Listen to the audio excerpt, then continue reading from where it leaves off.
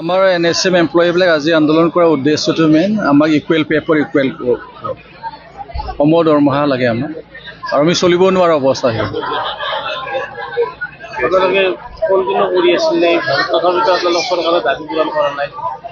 চৰকাৰে আমাক মানে প্ৰমিছ দি আছিলে যে আমি কৰি দিম, লাহে লাহেকৈ কৰি দিম, কিন্তু আজিলৈকে কৰি নিদিলে।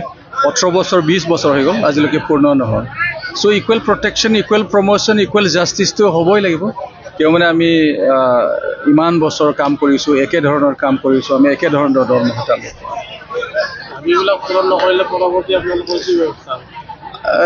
চেণ্ট্ৰেল কমিটিয়ে যেনেকুৱা ডিচিশ্যন লয় এনেকুৱা আমি যাম ষ্টেপ বাই ষ্টেপ। কিন্তু লাষ্টত একো অপশ্যন নাথাকিলে আমাৰ ল'ৰা ছোৱালী, আমাৰ পৰিয়ালটো, আমাৰ ৰাজধানীত আমি কিবা গৈ পিনি কেপিটেল আমি গৈ পিনি থ'ব লাগিব। উপায় নাই, অপশ্যন একো নাই আৰু এইটোৱে লাষ্ট অপশ্যন।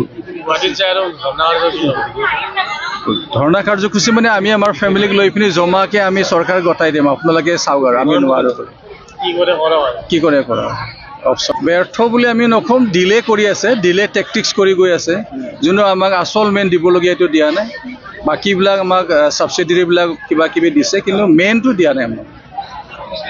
এইটো প্ৰতিবাদ মেইনলি কৰা হৈছে আমাৰ ৰজাঘৰীয়া মানে কিছু বঞ্চনাৰ আমি হৈছোঁ, ভুক্তভোগী হৈছোঁ। আজি আমি 2007 চনতে আমাৰ যথেষ্ট সংখ্যক NSM কৰ্মচাৰী ইয়াত যোগদান কৰি এই যিটো মিছন এইটো ছাকচেছফুলি কৰি আছে। কিন্তু আমি খুব নিম্নতম মানে মজুৰিত আমি কৰোঁ কামবিলাক, আৰু যথেষ্ট ওপৰ মহলৰ পৰা প্ৰেছাৰত কৰি আছোঁ। কিন্তু আমাৰ কোনো ধৰণৰ বেতনটো খুব কম, যিবিলাকৰ পৰা আমি তাৰমানে আমাৰ পৰিয়াল চলোৱা যথেষ্ট অসুবিধা পাইছোঁ। সেইকাৰণে আমাৰ বেতন বৃদ্ধিৰ কাৰণে আমি মেইনলি লাগিছোঁ। ইয়াত আমাৰ 2013 চনত এটা মানে ওলাইছিলে, সুপ্ৰিম কোৰ্টৰ ভাৰ্ডিক্ট ওলাইছিলে, ভাৰ্ডিক্ট নাম্বাৰ 213। তাত সম কামৰ সম দৰমহা বুলি এটা আছিলে, ৰুল আছিলে। কিন্তু আমাক এই সম কামৰ সম দৰমহাৰ মানে এইটো দিম বুলি আমাৰ মাননীয় এতিয়াৰ মুখ্যমন্ত্ৰী, তেতিয়া স্বাস্থ্যমন্ত্ৰীয়ে আমাক কৈছিলে যে আমাৰ চৰকাৰ প্ৰথম আহিলে আমাৰ মেইন প্ৰথম কামেই হ'ব আমাৰ NSM কৰ্মচাৰীক নিয়মীয়া হ'ব, আৰু যেতিয়ালৈকে আমি নিয়মীয়া কৰিব নোৱাৰিম তেতিয়ালৈকে আমাৰ সম কামৰ সম দৰমহাৰ হাৰত আমি মজুৰি দিম। কিন্তু আজি 2016 চনৰ পৰা আমাৰ 2025 চনলৈ পালে, কিন্তু আমাক কোনো ধৰণৰ সম কামৰ সম মজুৰি তেখেতে নিদিলে। আমাৰ মেইন ইয়াৰ দাবী এইটোৱে প্ৰথম যে আমাক সম হাৰত সম মজুৰি দিব লাগে। আৰু ইয়াৰ বাহিৰেও আমাৰ যিটো গ্ৰেচুইটি আছে, আমাৰ কোনো ধৰণৰ গ্ৰেচুইটি নাই এতিয়ালৈকে। গতিকে আমাক গ্ৰেচুইটিটো প্ৰদান কৰিব লাগে, আৰু আমাৰ যিটো লিভ আছে আনলিভ, এই লিভৰ কাৰণে যিটো আমাৰ ৰেগুলাৰ কৰ্মচাৰীৰ কাৰণে যিটো লিভ, তেওঁলোকক লিভৰ পিছত তেওঁলোকে যেনেকুৱা ছিষ্টেমত পায়, পইচা পায়, তেনেকুৱা ধৰণৰ আমি কোনো ধৰণৰ লিভৰ এগেইনষ্টত আমাৰ কোনো ধৰণৰ নাই। গতিকে আমি লিভৰ কাৰণে সেইটো আমাক দিব লাগে। আৰু আমাক যিটো ৰিটায়াৰমেণ্টৰ পিছত আমি কোনো ধৰণৰ পইচা নাপাওঁ। আজি আমি যদি ৰিটায়াৰ হৈ যাওঁ, আমি সুধা হাতখনলৈকে ঘৰলৈকে যাব লাগে।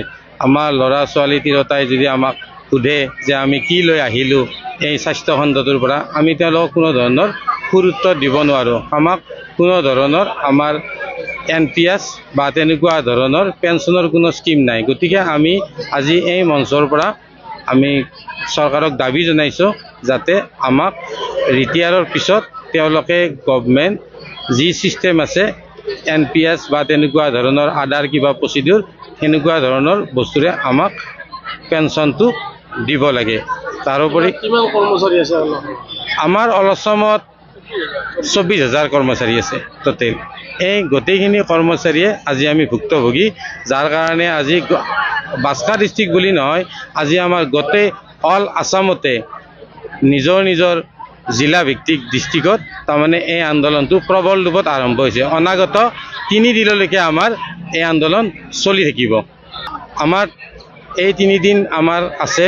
তাৰোপৰি আমাৰ যিটো ৰিপৰ্টিং ছিষ্টেম এইটো আমাৰ 12 তাৰিখলৈকে অলৰেডি অফ হৈ থাকিব আৰু তাৰে পিছত আৰু আমাৰ বহু ধৰণৰ আমাৰ প্লেনিং আছে এইবিলাক যে ইয়াৰে পিছত আপোনালোকৰ এই দাবীবিলাক পূৰণ কৰিবলৈ ব্যৱস্থা কি? না আমি আকৌ এনেকুৱাকৈ আমি দীঘলীয়াভাৱে ষ্ট্ৰাইক কৰিম তেওঁলোকে যেতিয়ালৈকে আমাৰ দাবী পূৰণ নকৰে। এইবাৰ কিন্তু আমি শান্ত নহওঁ।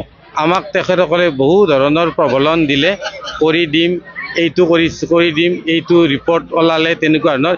এইবাৰ কিন্তু আমাক কোনো ধৰণৰ দাবীত কান্ত, আমাক লিখিত তেওঁলোকে আমাক প্ৰতিশ্ৰুতি দিব লাগিব। মুখৰ প্ৰতিশ্ৰুতিত আমি কিন্তু এইবাৰ কোনোপধ্যে মানি নলওঁ। এনেকুৱা মুখৰ প্ৰতিশ্ৰুতি তেওঁলোকে আমাক আজি বহু বছৰ ধৰি ঠগিলে।